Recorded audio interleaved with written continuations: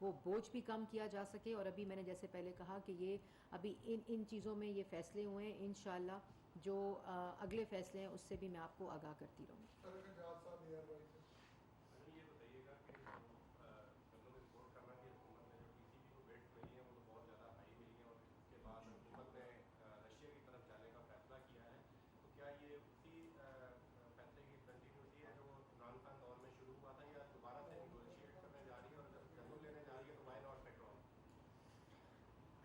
پہلے تو آپ کا سوال دوسرا حصہ میں اس کا جواب دے دوں کہ میں پہلے بھی یہ واضح طور پر کر چکی ہوں کہ رشیا سے سستا تیل جو ہے اس کی جو خبریں ہیں وہ بالکل بے بنیاد ہیں.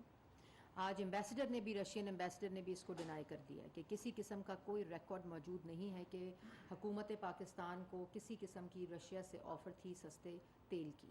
یہ فارن آفس میں بھی کوئی ریکارڈ نہیں ہے اور پیٹرولیم منسٹری کے اندر بھی کوئی ریکارڈ نہیں ہے. اور یہ رشین ایمبیسڈر کی سٹیٹمنٹ ہے جو آج چھپی بھی ہوئی ہے اخبار میں کہ ایسا کسی قسم کا جس کا ہے no agreement on cheaper wet oil with Pakistan.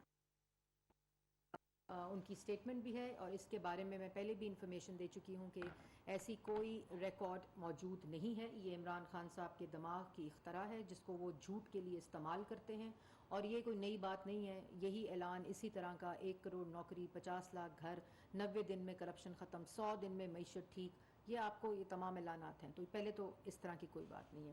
ہم انشاءاللہ کوشش کریں گے کہ کسی بھی جگہ سے ہمیں ان چیزوں کا سستا آپ نے جو آٹے کی بات کی ہے وہ ہمیں ملے اور ہم عوام کو ریلیف دیں. اس کے لیے ہمیں کچھ بھی کرنا پڑے ہم وہ کریں گے. اور ابھی بھی آپ یہ دیکھ رہے ہیں کہ ہم کس طرح اخراجات کو کم کر کے آسٹیریٹی کو کم کر کے ڈفرینٹ چیزوں سے مد سے پیسے نکال کر بجٹ کے اندر بھی ہم نے نان پروڈکٹیو ایسٹس کا سارا جو شفٹ کیا ٹیکسیشن کے ساتھ پروڈکٹیو ایسٹس کی طرف. یہ تمام وہ اقدامات ہیں جو انہی چیزوں کے لیے ہیں کہ عوام کو زیادہ سے زیادہ ریلیف مل سکے.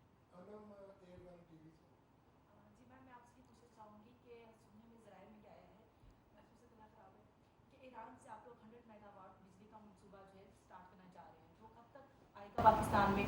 اور جیسا کہ آپ لوگوں نے کہا تھا کہ لوڈ شیڈنگ کو ختم کرے گا لیکن لوڈ شیڈنگ اسٹل ابھی ہے. ٹھیک ہے تو بجلی کے بلوں میں کمی کیوں نہیں ہو رہی. لوڈ شیڈنگ بھی ہو رہی ہے لیکن بجلی کے بلز جو آپ دیکھ رہی ہیں کہ لوگ جو خودکشی کرنے پر اور جو ہے اتنی وہ ٹینشن ہے کہ وہ لوگ مر رہے ہیں. دیکھیں سب سے پہلے میں آپ کو یہ بھی بتاؤں کہ 2018 کے اندر ملک کے اندر زیرو لوڈ شیڈنگ تھی اور ڈیمانڈ سے زیادہ کھپت سے زیادہ جو بجلی ہے اس کی سپلائی موجود تھی جنریشن موجود تھی. پچھلے 4 سال ہم یہ ماتم سنتے رہے یہ رونا سنتے رہے کہ ملک کے اندر مسلم لیگ نون زیادہ بجلی بنا کر چلی گئی ہے اور 4 سال 1 میگا واٹ بجلی جو ہے وہ سسٹم میں ایڈیشنل اضافی نہیں ڈالی گئی.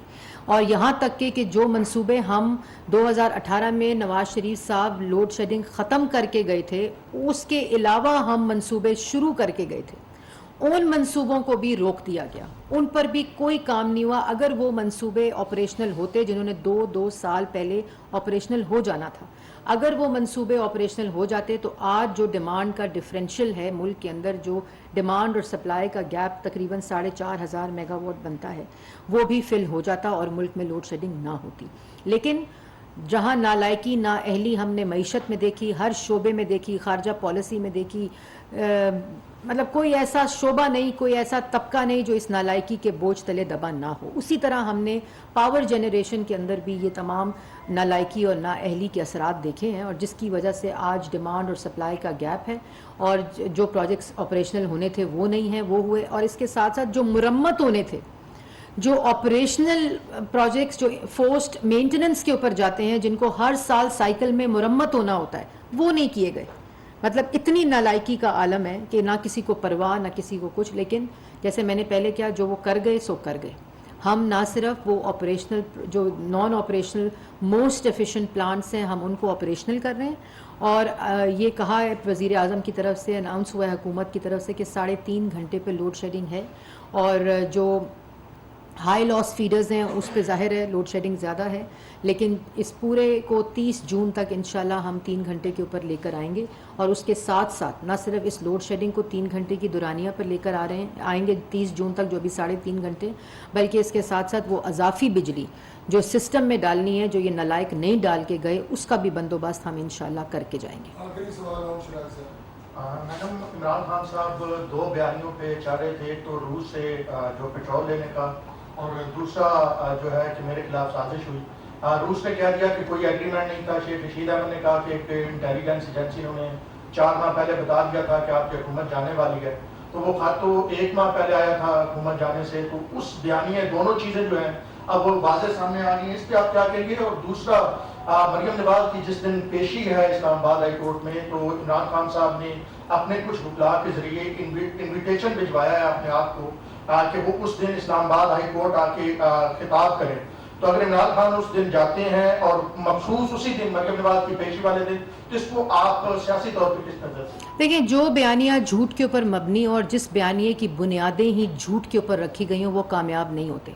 अगर आप देखें कि आते ही इन्होंने पहले करप्शन का बयानिया बनाया, उस करप्शन के बयानिए के ऊपर एक अदालत में एक सबूत पेश नहीं कर सके।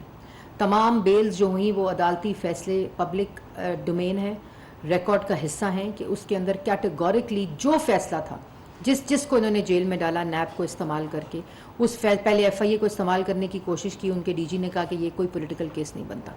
उसके बाद एफआईए को नैब को इस्तेमाल किया। किसी अदालत में नैब के प्रोसिक्यूटर ने कोई भी सबूत नहीं दिया, यहाँ तक कि सुप्रीम कोर्ट में अपनी दरख्वास्त वापस ले ली शहबाज शरीफ साहब के केस में, जो ये उनकी बेल के अगेंस्ट गए हुए थे। नईम बुखारी साहब वो केस लड़े थे, वहाँ से भी वापस ले ली। नेशनल क्राइम एजेंसी को तमाम नैब का रिकॉर्ड भिजवाया, वहाँ से फैसला आया कि कोई corruption, money laundering, miss use of authority नहीं हुई। उसके बाद डेविड रोज साहब को उससे पहले बुलाकर एक स्टोरी प्लांट करवाई, जो आज तक माफ़िया मांग रहे हैं शहबाज शरीफ साहब से लंदन में कि ऐसा कोई रिकॉर्ड मौजूद नहीं है। तो वो जो केसेस हैं वो उनकी तमाम तफसीलात आपके पास मौजूद हैं। वो बयानिया दफन हो गया। उसके बाद बयानिया मदीना की रियासत का आ गया। मदीना की रियासत में 1 करोड़ नौकरी, 50 लाख घर और एहतसाब का नारा लगा, जो अपनी मौत खुद मर गया। मदीना की पाक रियासत और मदीना का पाक नाम लेकर इन्होंने झूठी सियासत की। ये अल्लाह ताला और उनके दरमियान फ़ैसला है कि क्या होगा। तीसरा आपने देखा कि और उसके अंदर नाम इस्तेमाल करके जो झूठ बोले वो भी आवाम के सामने। उसके बाद जब इन्होंने देखा कि इनकी हुकूमत तबाह हो गई है, ख़त्म होने वाली है, नालायकी और नाअहली की मुतहम्मिल ये मुल्क नहीं हो सकता, तो इन्होंने अमर बिल मारूफ़ का नारा लगाया। और फिर अमर बिल मारूफ़ का नाम पाक लेकर इन्होंने झूठ बोलने की कोशिश की, जो अल्लाह ताला के अदालत में इनका फ़ैसला पड़ा हुआ है। उसके बाद जब इनको पता चल गया कि अदम एतमाद जो है इनके ख़िलाफ़ वो कामयाब हो रहा है, तो उसके बाद इन्होंने बैरूनी मुल्क साजिश का बयानिया अपनी जेब से निकाल कर लहराया, जो 8 मार्च को आया, 28 मई को बाहर निकला, मार्च को बाहर निकला। वो भी तफसील आपको इस बारे में भी पता है। जब वो तबाह हो गया, क्योंकि वो तमाम रिकॉर्ड सामने आ गया, नेशनल सिक्योरिटी कमेटी की मीटिंग्स ने वो रिकॉर्ड सारा बताकर उसके ऊपर कैटेगोरिकली कहा कि किसी किस्म की कोई साजिश नहीं हुई। मतलब ये मजाक है कि एक मुल्क साजिश कर रहा है और हमारी सिक्योरिटी एजेंसीज को नहीं पता और प्रीमियम एजेंसीज को नहीं पता। मतलब ये किस किस्म का तमाशा। जब इनको ये पता चल गया कि वो बयानिया कमज़ोर हो रहा है, तो आज इन्होंने क्या बयानिया ऑन साहब आप निकाला हुआ कि महंगाई बड़ी हो गई है। महंगाई हो गई है तो आपकी नालायकी की वजह से है, आपकी नाअहली की वजह से, आपकी चोरी और करप्शन की वजह से। आपने जो कार्टल्स और माफियाज की जेबें भरी हैं, आज महंगाई मुल्क के अंदर उस वजह से है, क्योंकि आप तो आलू, प्याज, टमाटर की कीमत नहीं ठीक करने आए थे। और ये जो घी, आटा, चीनी 4 साल महंगा रहा है मुल्क के अंदर, ये भी आकर शहबाज शरीफ साहब ने 1 महीने के अंदर आटा भी सस्ता किया, चीनी भी सस्ती की और अब घी भी सस्ता कर दिया है पाकिस्तान की आम आवाम के लिए। ये वो भी कर सकते थे, क्यों नहीं किया 4 साल? जो 1 महीने में शहबाज शरीफ साहब ने किया, वो इमरान खान साहब 4 साल क्यों ना कर सके? क्योंकि तरजीह घी, आटा, चीनी, टमाटर, प्याज, आलू सस्ता करने की नहीं थी। जो तरजीहात थी वो सिर्फ और सिर्फ कार्टल्स, माफिया, फरागोगी, उन तमाम लोगों को फ्रंटमैन बनाकर और सियासी मुखालफिन को झूठे इल्ज़ामात लगाकर कैद करने, मीडिया का गला दबाने और पार्लियामान को जो ऑर्डिनेंसेस हैं उनके ज़रिए चलाने और ताला लगाने की थी, जो कि 4 साल पाकिस्तान की आवाम ने देखा। लेकिन इंशाल्लाह अब हम दिन रात मेहनत करके जो महंगाई का बोझ है, जो इस पूरा इनकी नालायकी और नाअहली का बोझ है, वो इंशाल्लाह आवाम को रिलीफ देकर वो बोझ कम कर रहे हैं।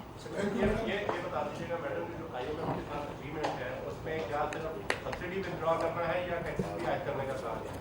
جی وہ میں نے اس دن پبلک کر دیا تھا, آپ کو بھی دیا تھا, واٹس بھی ڈالا تھا کہ اس کے اندر یہ لوگ اگریمنٹ ٹیکس کا بھی کر کے آئے ہوئے ہیں اور انہوں نے پیٹرول پرائسز کا بھی جو سبسڈی ہے اس کو وڈرا کرنے کی بات کی ہوئی ہے. یہ دونوں ہیں, لیکن ہم انشاءاللہ کیونکہ انٹرنیشنل پرائسز کا بھی ایک انکریزنگ رجحان ہے اور جو گیپ ہے اس کو بھی دیکھ رہے ہیں, اور اس کے ساتھ ساتھ جو میں نے پہلے اعلانات یہاں کیے ہیں کہ کوئی بھی ایسا طبقہ جو اس مہنگائی کی وجہ سے جو برداشت نہ کر سکے اس کے اوپر اس کے لیے جو اقدامات ریلیف کے ہیں وہ ساتھ وزیر اعظم اور حکومت جو ہے وہ ان کو اناؤنس کر رہی ہے تاکہ زیادہ سے زیادہ ریلیف مل سکے اور کم سے کم جو ہے بوجھ ڈالیں غریب عوام کے اوپر.